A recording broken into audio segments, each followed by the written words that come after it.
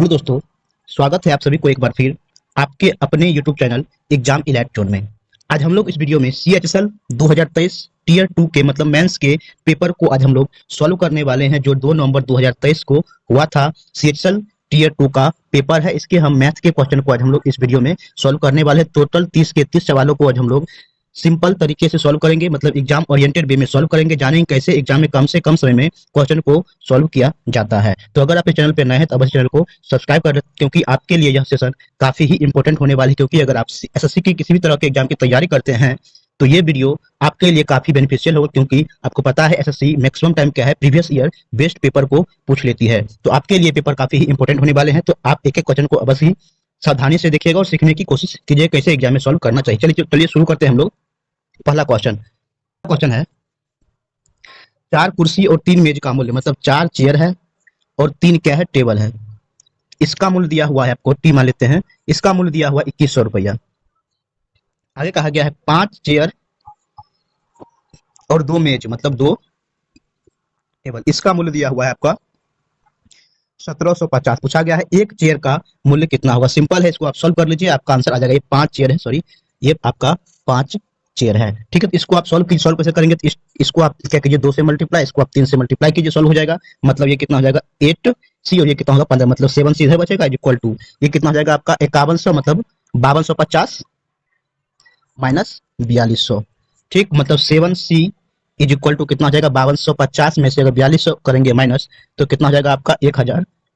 मतलब 7 से चेयर का वैल्यू कितना होगा 150, एक चेयर का वैल्यू कितना हो जाएगा 7 से, इसको आप डिवाइड कर ले तो कितना हो जाएगा 15 7 105, मतलब 150 रुपया एक चेयर का कॉस्ट आएगा। मतलब पहला क्वेश्चन आपका ऑप्शन नंबर 2 करेक्ट होगा। देखिए क्वेश्चन नंबर 2 को, एक बेईमान दुकानदार क्रय मूल्य पर चावल को बेचता है लेकिन दोषपूर्ण बाटों का प्रयोग करके 25% का लाभ अर्जित करता है। 25% का लाभ का मतलब ये हुआ, 25 का मतलब क्या होगा, 1/4। मतलब कोई सामान अगर 4 रुपये का है तो कितना बेचेगा उसको, 5 रुपये में। लेकिन वेट के केस में क्या होगा, मतलब दोषपूर्ण वाट का केस में क्या होगा, अगर 5 केजी का कोई सामान है, या फिर बोल दे 50 ग्राम का कोई सामान है, या फिर ऐसे बोल दिए, ठीक है, 50 ग्राम का सामान है तो कितना कितना ग्राम देगा, 40 ग्राम ही देगा। यहां तक क्लियर है। मतलब अगर 4 रुपये का कोई सामान है तो 5 रुपये में बेचेगा तो 25% का लाभ होगा। लेकिन वेट के केस में क्या होगा, अगर 50 ग्राम का कोई सामान है तो उसको कितना कितना देगा, तो 25% लाभ होगा, 40 ग्राम ही उसको देगा। ठीक है, यहाँ तक क्लियर है। अब देखिए आगे कहा गया है, उसने अधिक, अब क्या है ये, उसने अधिक ग्राहकों को आकर्षित करने के लिए छूट का निर्णय लेता है और 10% का लाभ अर्जित करने के लिए कितने प्रतिशत की छूट लेगा। अब देखिए, अगर कोई 40 ग्राम ही सामान को देता है, ठीक है, तो 40 ग्राम का कॉस्ट कितना होगा दुकानदार के लिए, 40 ग्राम कॉस्ट कितना होगा, 40 ग्राम का जो कॉस्ट होगा वही उसके लिए क्या होगा, CP होगा। मतलब 40 रुपया मान लेते हैं, हर एक ग्राम का कॉस्ट 1 रुपया है, तो 40 ग्राम का कॉस्ट ही कितना होगा, 40 रुपया। अगर कहे इस पे हम 10% का लाभ अर्जित करना चाहते हैं, मतलब जो वेट कम किया है, वेट कितना है 40 ग्राम का, उस पर अगर 10% का लाभ अर्जित करना पड़ेगा तो कितने में बेचना पड़ेगा इसको, 44 रुपया में इसको बेचना होगा। 44 रुपया में इसको क्या करेगा, बेचना पड़ेगा। तो पूछा गया है कितने प्रतिशत की छूट देगा। देखिए 50 रुपया क्या था इसका, जो प्रिंटेड प्राइस बोलते हैं हम इसको, कोस्ट प्राइस, कोस्ट पर 50 रुपया का था, कम वेट करने के कारण क्या होगा 44 रुपया में इसको बेचा है। तो कितना प्रतिशत कम करेगा, कम कितना प्रतिशत डिस्काउंट कितना देना पड़ेगा, 50 में मतलब 44, मतलब 50 में अगर 44 दिया तो मतलब 6 रुपये का इंटू आप क्या कर लेंगे 100, तो आपका वो परसेंटेज आ जाएगा। ठीक है, तो परसेंटेज आपका आ जाएगा, आप इसको सॉल्व कर लीजिए। तो 50 दूनी 50, मतलब कितना हो जाएगा 12% का क्या हो जाएगा, इसको अधिक और छूट देगा, जिसका कारण से 10% का ही लाभ प्राप्त कर पाएगा। क्वेश्चन समझ गए होंगे। चलिए अगले क्वेश्चन नंबर 3 को देखते हैं।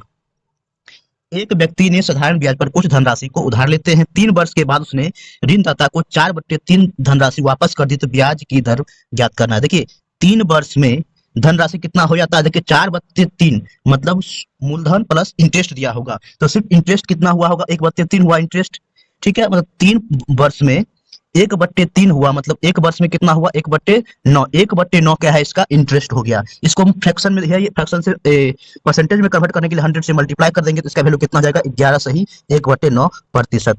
इस तरह से आपका ऑप्शन नंबर 3 करेक्ट होगा। क्वेश्चन नंबर 4, 50,000 की बिजली बिल के लिए 30% की छूट और 26% और 5% की दो क्रमिक छूट के बीच का अंतर ज्ञात करना है। देखिए एकल 30 मतलब एकल जो है एक छूट मिलता है 30% का, और दो अलग छूट मतलब 26% और 5% का छूट मिलता है, तो उसका अंतर कितना होगा। देखिए 26 और 5% का एकल छूट कितना हो जाएगा, 26 प्लस 5 31 माइनस 26 इंटू 5 130/100 मतलब 1.3। इसी का आपको डिफरेंस निकाल लीजिए। देखिए परसेंटेज डिफरेंस कितना आ जाएगा, अगर हम इसको 30 से माइनस कर लेते हैं तो कितना आ जाएगा, यहाँ पर बचेगा एक, फिर एक में से 1.3 मतलब 0.3% का क्या आ जाएगा डिफरेंस। 0.3 50,000 की जगह कितना आ जाएगा 150, मतलब ऑप्शन नंबर 2 आपका करेक्ट होगा।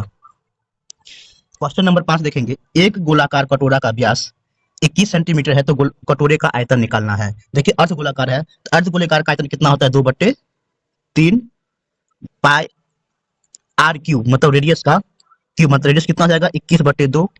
तो 21/2 को 3 बार हम लिख लेंगे, 21/2 इंटू 21/2। इसको सिंप्लीफाई कर लीजिए, आपका आंसर आ जाएगा। देखिए 22 तो 7 होगा यहाँ पर। देखिए 7 या 21 से ये आपका हो जाएगा 1 21 कैंसिल, 1 2 से 1 2 हो जाएगा आपका कैंसिल। बचेगा कितना यहाँ पर 1 2 बचेगा, इसको काट लीजिए 11 से। ठीक है, मतलब 21 को 21 करेंगे कितना होगा 441, 441 को 11 से कीजिए और 2 से इसको डिवाइड कीजिए, कितना हो जाएगा 441 करेंगे तो कितना हो जाएगा 1 5 8 4/2 मतलब 24, 24 ये हो जाएगा और ये 25.5 मतलब 125.5 क्यूब इसका आयतन होगा। क्वेश्चन नंबर 6, ए और बी एक काम को 9 दिन में करता है। देखिए ए और बी किसी काम को ए प्लस बी मिल करके किसी काम को 9 दिन में पूरा करता है, जबकि बी और सी उस काम को 18 दिन में करता है।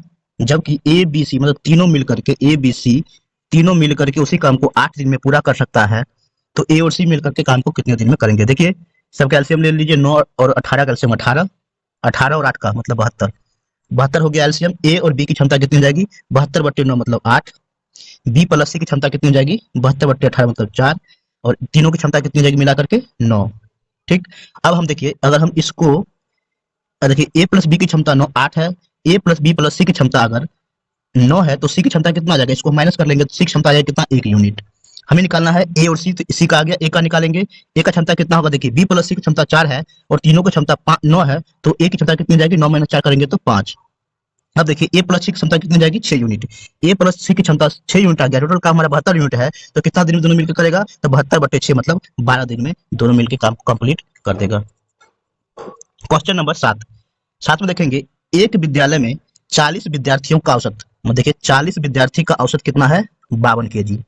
यदि शिक्षक का भार मतलब 41 लोगों मिल जाते हैं, शिक्षक का भार को अगर मिला देते हैं तो साढ़े मतलब 500 ग्राम की वृद्धि मतलब हाफ केजी की वृद्धि हो जाती है, तो शिक्षक का भार ज्ञात करना है। ये तो सिंपल है कि 40 आदमी का भार कितना होगा, दोनों को मल्टीप्लाई कर लीजिए और इतना उसको 41 इंटू 52.5 से मल्टीप्लाई कर माइनस करेंगे तो हमारा शिक्षक का भार आ जाएगा। लेकिन अगर आप कॉमन सेंस यहाँ पर लाएंगे, स्मार्ट वे में सॉल्व करेंगे, देखिए कि अगर 41 में जो आदमी आता है मतलब शिक्षक जो आते हैं, हर एक के भार में क्या है, हर एक के भार से मतलब औसत भार से क्या है, सभी को भार में आधा आधा किलो बढ़ा देता है।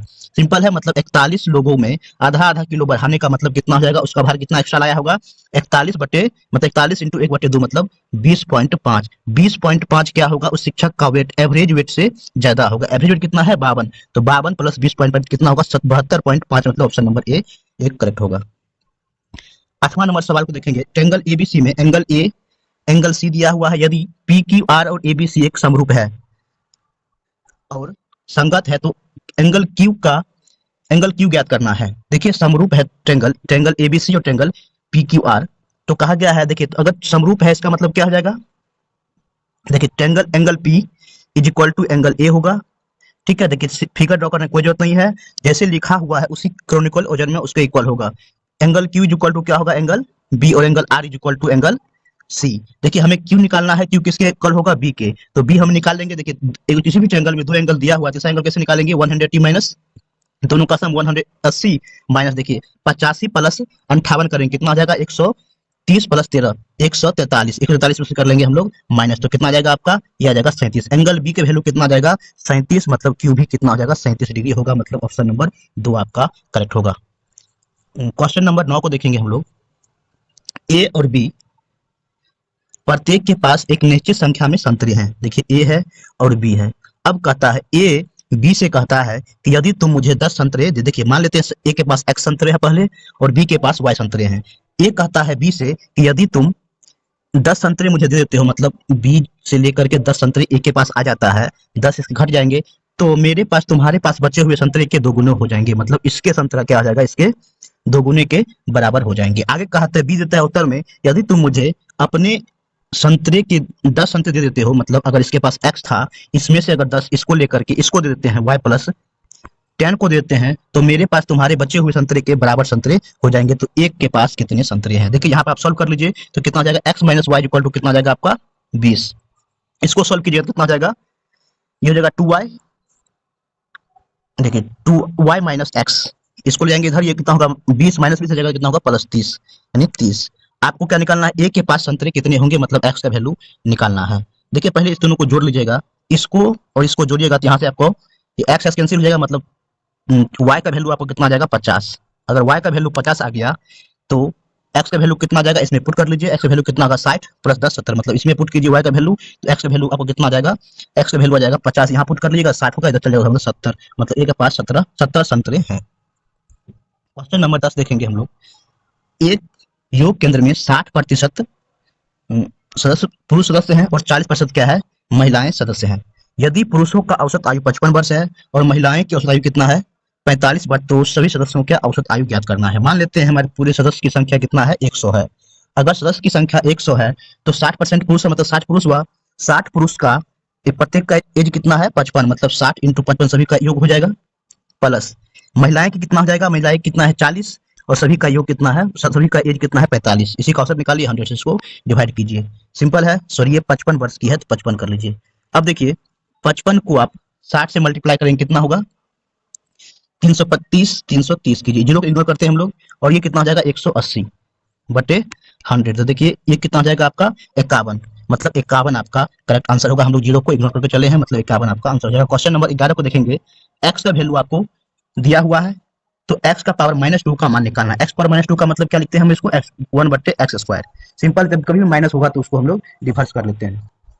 उसका वैल्यू दिया है 3/2 का पावर 2, देखिए यहाँ पर माइनस, इसका मतलब हम क्या लिख लेंगे, इसको रिवर्स कर लेंगे, 3/2 का पावर हो जाएगा ये 4। देखिए जब बेस सेम होता है और क्या एड हो जाता है, मतलब इसको हम क्या लिखेंगे 3/2 का पावर 6। हमें निकालना है 1 बटे, इसको हम एक्स स्क्वायर निकालना होगा तो क्या हो जाएगा, दोनों तरफ स्क्वायर करना पड़ेगा, मतलब 3/2 का पावर कितना आ जाएगा 12। हमें निकालना है इसका रिवर्स, मतलब 1 बटे हमें एक्स स्क्वायर का वैल्यू निकालना है, मतलब इसको उलट देंगे, मतलब 2/3 का पावर कितना हो जाएगा 12, ऑप्शन नंबर 1 में दिया हुआ है।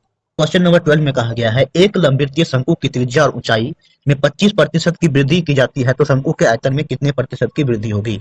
देखिए शंकु की मतलब आयतन क्या होता है, 1/3 पाई आर स्क्वायर एच होता है, 1/3 और पाई क्या है कांस्टेंट है, तो क्या होगा सिर्फ और सिर्फ रेडियस और हाइट में वृद्धि करने से क्षेत्रफल या फिर आयतन में वृद्धि होगा। 25% का मतलब क्या होगा 1/4, 25% वृद्धि का मतलब क्या होगा, पहले 4 था तो अब कितना हो जाएगा 5। लेकिन क्या है अगर क्षेत्रफल में कहता तो क्या कहते हैं हम इसको भी स्क्वायर कर देते, इसको भी स्क्वायर कर लेते, मतलब 16 होता तो 25 होता है, क्षेत्रफल में इस तरह से वृद्धि करते। लेकिन कहा गया है आयतन में, तो इसको क्या कर लेंगे हम लोग क्यूब, मतलब 4 का क्यूब पहले था तो अब कितना हो जाएगा 5 का क्यूब, मतलब पहले 64 आयतन था अब कितना हो जाएगा 125 हो गया। कितने प्रतिशत की वृद्धि हुई, मतलब 64 से 125 हो गया है, मतलब कितना कितना बढ़ गया है, देखिए 36 और 35 कितना हो जाएगा 61 इंटू 100 कर लीजिए, आपका परसेंटेज का वैल्यू आ जाएगा। एक बार डिवाइड कर लीजिए 25 चौका और 16 से, मतलब 25 से कम 25, 2 25 चौका 150, 152/16। अब इसको आप सॉल्व कीजिए तो 16 नमा 100 कितना होता है 44, 8 से फल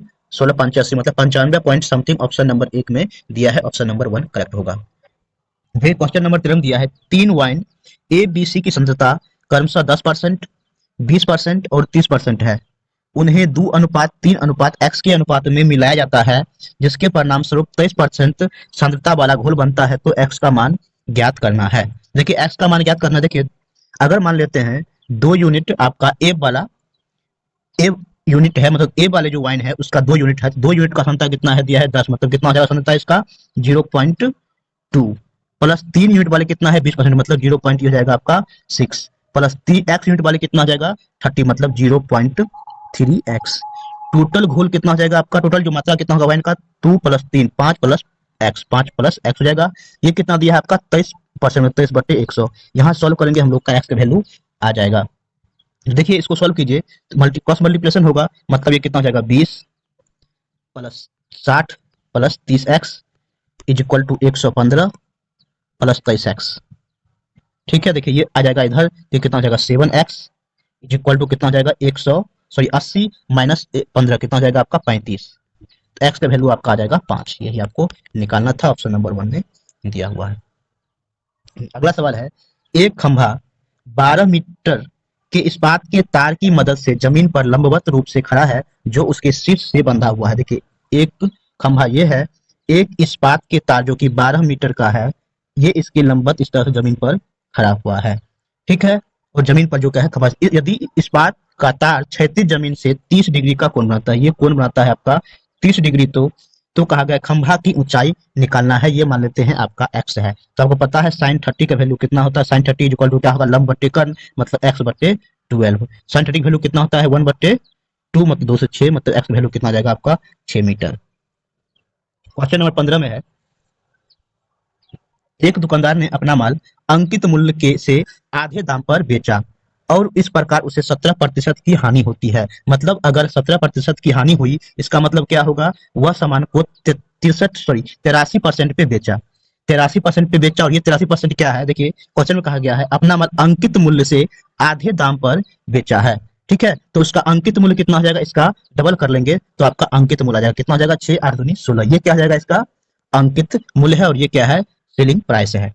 आगे कहा गया है, यदि अपना माल अंकित मूल्य पर बेचा होता, मतलब 66% पर 166% पे अगर बेचा होता तो उसका लाभ प्रतिशत कितना होता। देखिए 166% पर बेचने के बाद कितना लाभ हो जाएगा, अगर कोई 100 अगर उसका सीपी है, ठीक है, तो सीपी अगर 100 है तो 83% का लॉस, 70% का लॉस मतलब कितना होगा, 83% पे बेचा, तो 83% पे बेचा, उसका कहा गया है उसका अगर अंकित मूल्य के आधे पे है तो 166 क्या हो जाएगा, उसका मार्क प्राइस हो जाएगा, तो मार्क 166 हो गया। अगर कहा गया है इसी प्राइस पे अगर हम बेचे तो कितना परसेंट का प्रॉफिट होगा, 100 के सामान को 166 रुपए में बेचेंगे, कितना प्रॉफिट होगा 66%। ऑप्शन नंबर 1 आपका करेक्ट होगा।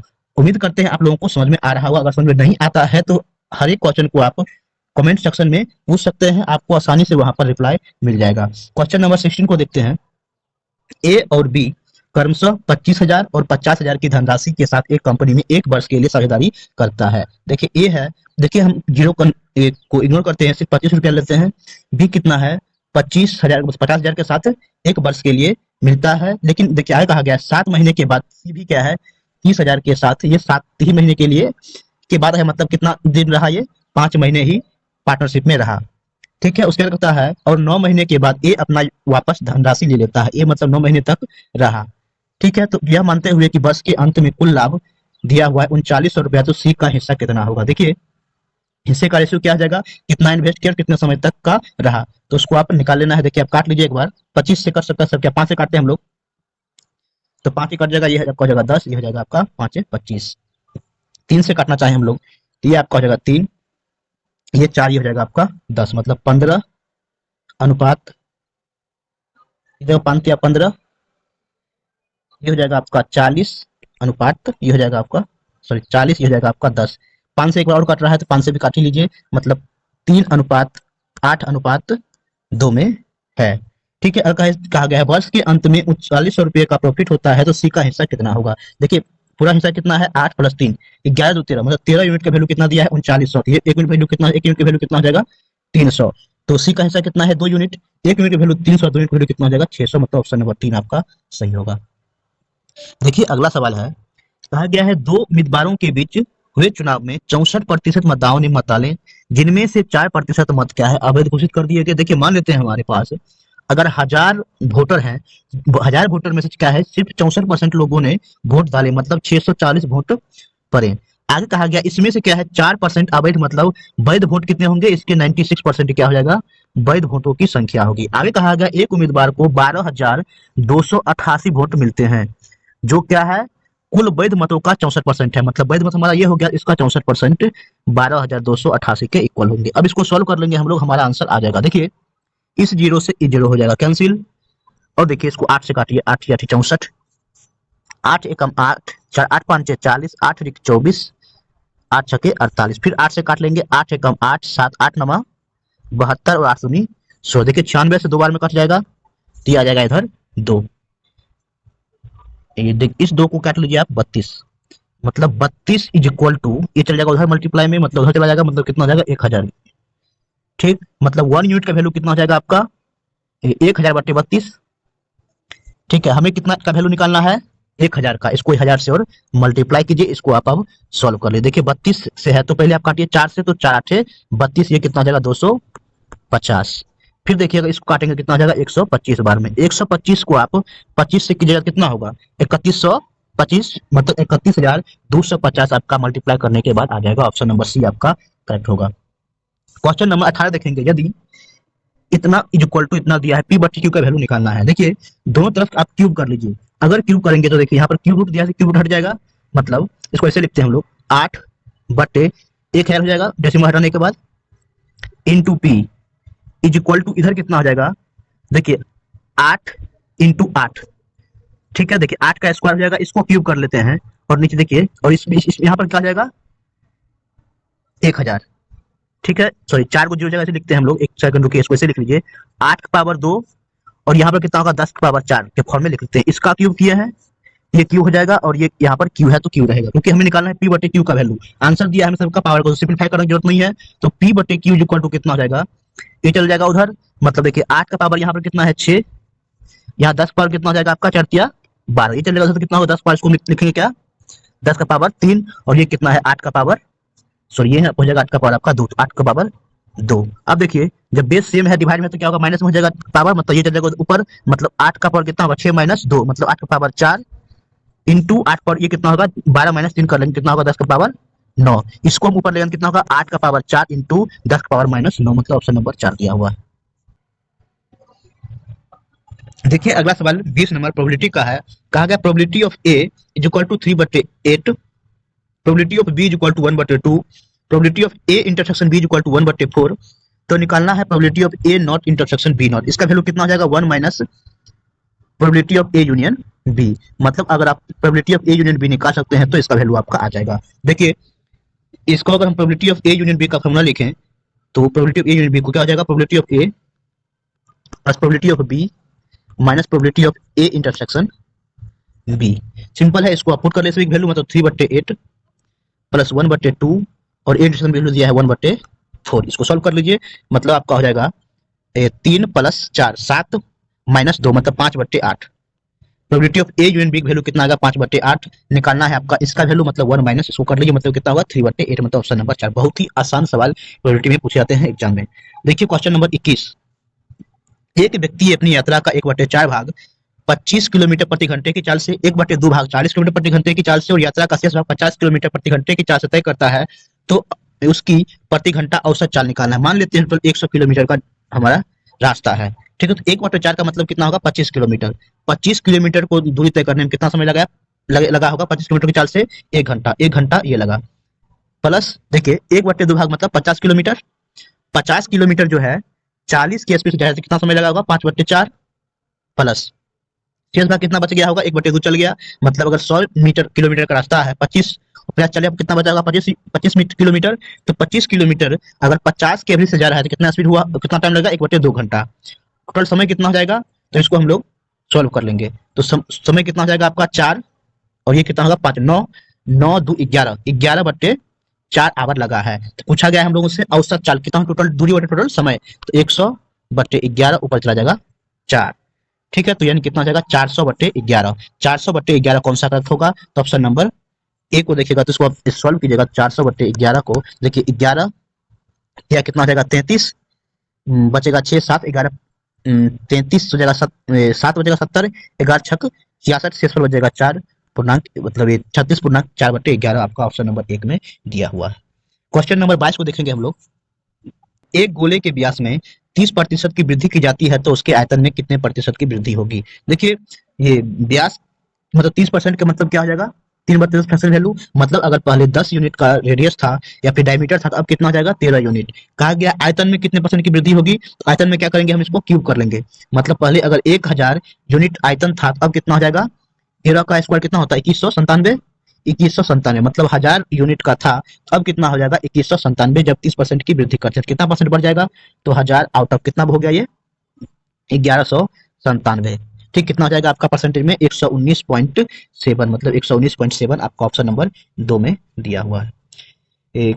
क्वेश्चन नंबर 23 में है, एक धनराशि को ए बी सी के बीच 4:3:6 के अनुपात में बांटा जाता है। यदि सी का हिस्सा बी से 600 अधिक है तो ए और बी के से कितनी धनराशि अधिक होगा। देखिए सी का, देखिए ए बी सी का रेशियो है 4:3:6। ठीक है, अगर कहा गया सी का हिस्सा 6 यूनिट है, बी के हिस्सा से कितना अधिक है 600, मतलब अगर ये कहें अगर 6 यूनिट है, ये 3 यूनिट है, कितना अधिक हुआ 3 यूनिट। 3 यूनिट का वैल्यू कितना दिया है आपका 600, तो ये यूनिट का वैल्यू कितना जाएगा आपको 200। पूछा गया है बी को ए से कितनी अधिक राशि मिलेगी। देखिए ए का है 4 यूनिट, बी का कितना है 3 यूनिट, तो कितना यूनिट अधिक मिलेगा ए को 1 यूनिट। 1 यूनिट का वैल्यू हमें निकल गया है 200, तो 200 आपका करेक्ट आंसर होगा। क्वेश्चन नंबर 24 देखिएगा, दिए गए आंकड़ों का बहुलक निकालना है। बहुलक का मतलब क्या होगा, जो संख्या सबसे अधिक बार आई होगी वही उसकी बहुलक होती है, मतलब जिसकी फ्रीक्वेंसी ज्यादा होगी वही क्या होगा उसका बहुलक होगा, वही उसका क्या होगा मॉड होगा। देखिए इस तरह के सवाल को जनरली को सोल्व करने के लिए क्या करना पड़ता है, सभी को पहले इंक्रीजिंग ऑर्डर या फिर डिक्रीजिंग ऑर्डर में अरेंज कर लीजिए, उसका जो सबसे ज्यादा बार आया है वो आपका करेक्ट आंसर होगा। एग्जाम में क्या करना है, देखिए ऑप्शन के साथ साथ कीजिए। देखिए 6 कितना बार आया है, देखिए 6 काउंट कीजिए, 6 1 2 3 बार 6 आया है, तो 3 इसके सामने लिख लेना है। देखिए ऑप्शन नंबर 2 15 कितने बार आया है, देखिए 15 1 15 आपका एक मिनट एक हो गया, ये 15, उसके बाद 2 3 4, मतलब 15 कितना बार आया है 4, मतलब ऑप्शन नंबर ए आपका बहुलक नहीं हो सकता, क्योंकि क्या है 15 4 बार आया हुआ है। आगे चेक करते हैं 16 कितना बार आया है, 16 देखिए 1 2 3, 16 क्या है 3 बार आया है, मतलब तो 16 भी नहीं हो सकता है आंसर। 21 देखिए कितने बार आया, 21 कितने बार आया है, देखिए 1 और ये 2, मतलब 21 सिर्फ 2 बार आया है, तो 21 भी नहीं हो सकता है, मतलब ऑप्शन आपका 2 करेक्ट होगा। क्वेश्चन नंबर 25 देखेंगे, एक संख्या में 25% की वृद्धि की जाती है और फिर क्या है 16% की कमी की जाती है, संख्या का अंतिम मान क्या होगा। तो कैसे हम लोग सॉल्व करते हैं, x plus Y minus X Y बटे 100 से, ऐसे भी हम लोग सॉल्व कर सकते हैं, लेकिन यहाँ पर क्या है y कमी की जाती है, मतलब उसको हम माइनस कर लेंगे, तो कितना होगा 25 माइनस 16, फिर क्या करते हैं दोनों का मल्टीप्लाई। अगर 25 को हम लोग अगर 16 से मल्टीप्लाई कर देंगे तो कितना हो जाएगा आपका 100, मतलब 400, 400 बटे 100 कितना हो जाएगा ये 4। देखिए यहाँ पर क्या होगा माइनस, मतलब कितना होगा ये 9 माइनस 4, तो कितना हो जाएगा आपका 5% की वृद्धि होगी। ये तो सिंपल फॉर्मूला था, फॉर्मूला आपको नहीं पता है तो क्या कर लीजिए, देखिए मान लीजिए पहले कोई संख्या थी, संख्या कितना था 100 था, ठीक है, अगर इसमें हम वृद्धि कर देते हैं 25% तो कितना आ जाएगा ये संख्या 125। फिर क्या करना है इसका 16% की कमी कर देते हैं, तो 125 का 16% निकालेंगे कितना हो जाएगा आपका 125 को अगर 16 से मल्टीप्लाई करिए कितना होगा 500, मतलब आपका हो जाएगा 20, मतलब 20 हो जाएगा, 20 इसमें से कम कर दीजिए मतलब 105 संख्या बचेगा, जो कि पहले से 5% अधिक है। इस तरह से आपको भी इसको सॉल्व कर सकते हैं। क्वेश्चन नंबर 25 के बाद 26 में देखिए, इसमें भी कहा गया बहुलक निकालना है। देखिए बहुलक में क्या है, परिरोधन के दिन, मतलब ये दिया है 6 7 8 9 10, मरीजों की संख्या फ्रीक्वेंसी सबसे ज्यादा किसमें है, देखिए 4 बार आया है, ये 6 बार आया है, 7 बार 8 5 और 3 दिया है, ये क्या है मरीज की संख्या, ये दिया है परिधन के दिन 6 7 8 दिया हुआ है, फ्रीक्वेंसी आपका ये है, जिसकी फ्रीक्वेंसी ज्यादा होगा वही क्या होता है उसका बहुलक होता है। फ्रीक्वेंसी ज्यादा कितना है 7 का, तो आपका बहुलक कितना हो जाएगा 8 हो जाएगा, मतलब इसके जो ब्लॉक में आएगा वही आपका बहुलक होगा। क्वेश्चन नंबर 27 को देखेंगे, ए माइनस टू बी वैल्यू दिया है 8, टू ए बी की वैल्यू दिया है 9, तो निकालना है ए प्लस टू ए बी का वैल्यू। देखिए अगर एक्स माइनस वाई दिया हुआ है, ठीक है, तो हमें क्या अगर ए दिया है तो हमें एक्स प्लस वाई कैसे निकालते हैं, एक्स प्लस वाई निकालने के रूट अंडर क्या लिखते हैं एक्स माइनस वाई का whole square minus X minus Y का होल स्क्वायर करते हैं, फिर क्या होगा प्लस कर देंगे 4 XY, यही करते हैं हम लोग, इसी फॉर्मूला को हम लोग यूज करके इसको हम लोग निकाल सकते हैं। तो देखिए ए प्लस टू बी की वैल्यू कितना हो जाएगा रूट अंडर इसका होल स्क्वायर, मतलब 64, फिर प्लस 64 प्लस कितना कर देंगे 2ab, मतलब 4 इंटू, देखिए 4 into A into to be, A into to be value दिया है 9, तो 9 हो जाएगा ये, मतलब 64 प्लस 36, ये कितना हो जाएगा आपका 100, रूट अंडर 100, मतलब उससे निकालेंगे कितना हो जाएगा 10, ऑप्शन नंबर 4 आपका सही होगा।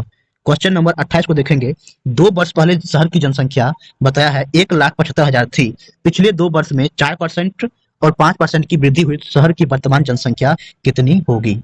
तो आप क्या कीजिए इसको सॉल्व कीजिए।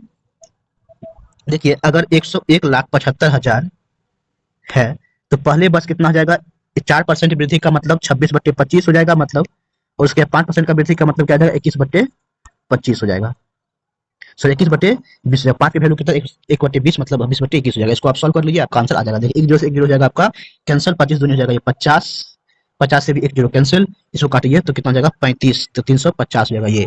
350 को 26 से पहले मल्टीप्लाई कितना होगा ये 700 इंटू 13 इंटू 21, सिंपल है, ये कितना हो जाएगा 9100 9100 को 21 से मल्टीप्लाई कर लीजिए, आपका आंसर आ जाएगा। देखिए 21 को 1 से कीजिएगा तो कितना जाएगा, 21 को 1 से डबल जो रहेगा, 21 का हो जाएगा 1, कैरी हो जाएगा 2, और 21 को 9 से कीजिएगा कितना जाएगा, 9 9 दूनी 18, ये 189 में कितना जोड़िएगा आप 2, तो कितना होगा 191, तो 191 आपका ये आपका आंसर हो जाएगा, मतलब ऑप्शन नंबर 1 में दिया है। इस तरह से क्वेश्चन नंबर 28 कंप्लीट हुआ। क्वेश्चन नंबर 29 को देखिए, बहुत ही शानदार सवाल है। देखिए कहा गया है कौन सा कथन असत्य है। देखिए यदि त्रिभुज की भुजाएं अगर 13:5:12 के अनुपात में है तो उसके दो कोण न्यून कोण होंगे। देखिए 13:5:12 का अनुपात का मतलब क्या हो जाएगा, देखिए अगर सबसे बड़ी संख्या अगर 13 है, उसके दो साइड कितना हो जाएगा 12 और 5, मतलब ये कौन सा त्रिभुज बनेगा, समकोण बनेगा। क्योंकि देखिए 13 का स्क्वायर इक्वल टू कितना हो जाएगा 5 का स्क्वायर, मतलब 25 प्लस 144, मतलब 169 के बराबर है, मतलब ये राइट एंगल ट्रायंगल है। राइट एंगल ट्रायंगल होगा मतलब एक को 90 डिग्री होगा, तो बचे हुए दो कोण क्या हो जाएगा, इसका दो कोण क्या होगा 90 डिग्री से कम ही होगा, मतलब दोनों का सम 90 डिग्री होगा, मतलब दोनों का कोण क्या होगा 90 डिग्री से कम ही होगा, मतलब दोनों कोण क्या होगा न्यून कोण होगा, मतलब ऑप्शन 1 करेक्ट है। मतलब स्टेटमेंट सही है, हमें निकालना है स्टेटमेंट कौन सा गलत है। आगे देखिए, किसी त्रिभुज की भुजाओं के मध्य को जोड़ने से बने त्रिभुज का क्षेत्रफल बड़े त्रिभुज की 1/4 होता है। देखिए एक त्रिभुज ये हुआ, इसके मध्य को सभी को जोड़ते हैं तो एक त्रिभुज बनता है। ये त्रिभुज जो होगा सभी ये सभी क्या होगा चारों पार्ट में इक्वल होगा, और ये जो होगा पूरे जो एरिया होगा पूरे का 1/4 होगा, मतलब ऑप्शन नंबर 2 भी स्टेटमेंट सही है। थर्ड स्टेटमेंट देखिए 2a और 3a वाले एक समद्विबाहु त्रिभुज का क्षेत्रफल दिया हुआ है इतना, तो आप चेक कीजिए इसका क्षेत्रफल इतना आता है या नहीं। कैसे निकालेंगे समद्विबाहु त्रिभुज का क्षेत्रफल, या तो आप ऐसे निकाल लीजिए s into S minus A into S minus B into S minus C करके, या फिर एक देखिए ट्रायंगल ड्रॉ कीजिए। देखिए ये जो होता है, ये अगर ये दो साइड इक्वल है, ये अगर दो साइड इक्वल है तो आप ये हो जाएगा आपका परपेंडिकुलर होगा, या तो राइट एंगल ट्रायंगल होगा। ये आपका दिया हुआ है 3a, तो ये कितना होगा 1.5 ये दोनों, ये आपका 2 है तो ये साइड निकल जाएगा, मतलब 1/2 इंटू ये साइड जो आएगा 100, और ये इसी पूरा का साइड को मल्टीप्लाई चेक कर लीजिए, इतना आंसर नहीं आता है, इस कारण से ऑप्शन नंबर सी आपका इनकरेक्ट हो जाता है। क्वेश्चन नंबर 30 को देखेंगे हम लोग।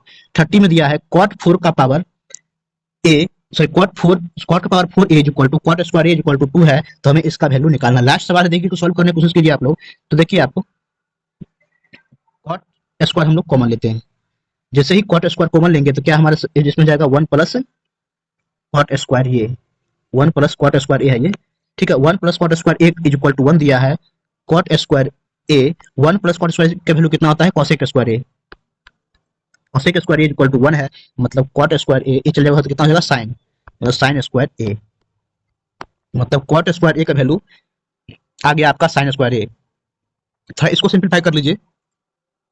देखिए इसको सिंपलीफाई करेंगे तो क्या होगा, हम लोग इसमें से भी क्या है cos स्क्वायर ए को हम लोग कॉमन ले लेते हैं, cos स्क्वायर ए को लेंगे कॉमन, यहाँ पर कितना जाएगा cos स्क्वायर ए और माइनस कितना जाएगा यहाँ पर 3, ठीक है। देखिए cos स्क्वायर ए को हम क्या लिखेंगे 1 माइनस sin स्क्वायर ए, नीचे आइए देखिए तो 1 माइनस sin स्क्वायर, sin का वैल्यू कितना दिया है cot स्क्वायर ए, तो मतलब इसको ऐसे लिखेंगे 1 माइनस cot स्क्वायर ए, ठीक है। देखिए cos स्क्वायर को भी क्या लिखेंगे हम लोग 1 माइनस sin स्क्वायर ए, तो ये भी कितना जाएगा 1 माइनस ए cot स्क्वायर ए, और माइनस ये 3 आपका है, तो ये माइनस आपका 3 रहेगा, ठीक है। अब देखिए अब इस दोनों को क्या करना है, देखिए ये हो जाएगा कितना -3, और ये कितना हो जाएगा 2 हो जाएगा, ये माइनस का 2, तो माइनस का 2 लिख लीजिए, ये 3 आपका हो जाएगा कैंसिल, माइनस आपको बाहर निकाल लीजिए। तो अगर माइनस आप जैसे ही बाहर निकालते हैं तो माइनस आप बाहर निकाल लेंगे तो आपका हो जाएगा cot स्क्वायर ए, और ये -1 हो जाएगा, ठीक है। यहाँ पर कितना हो जाएगा आपका, ये 2 था तो दोनों प्लस हो जाएगा, मतलब cot स्क्वायर ए प्लस 2, ठीक है। अब इस दोनों को मल्टीप्लाई कीजिए और आपका आंसर लगभग आ जाएगा। देखिए पहले सॉल्व कीजिए, पहले आप देखिए cot स्क्वायर ए प्लस cot स्क्वायर ए कितना होगा cot 4 ए, ठीक है। उसके बाद इसको कीजिए तो कितना होगा प्लस 2 cot स्क्वायर ए, फिर -1 से करेंगे तो कितना हो जाएगा माइनस cot स्क्वायर ए, माइनस cot स्क्वायर ए और -2 हो गया। इतना सॉल्व करने के बाद देखिए cot का पावर 4a, देखिए ये कितना हो जाएगा प्लस cot स्क्वायर ए, इतना बचेगा सिर्फ cot स्क्वायर ए, तो ये कितना हो जाएगा इसका वैल्यू 1, इस पूरे का वैल्यू 1 और माइनस का 2 कीजिएगा तो कितना होगा 1 माइनस 2 मतलब -1, ऑप्शन नंबर 2 आपका करेक्ट होगा। थोड़ा सा ये कैलकुलेटिव था, थोड़ा सा लेंथी टाइम कंज्यूमिंग था, लेकिन इसको आप सॉल्व कर सकते हैं इस तरीके से सिंप्लीफिकेशन से। उम्मीद करते हैं आपको ये वीडियो काफी अच्छा लगा हो, और अच्छा लगा तो वीडियो को लाइक कर दें, चैनल पे नए से चैनल को अवश्य ही सब्सक्राइब कर ले। वीडियो देखने के लिए आपको बहुत बहुत धन्यवाद।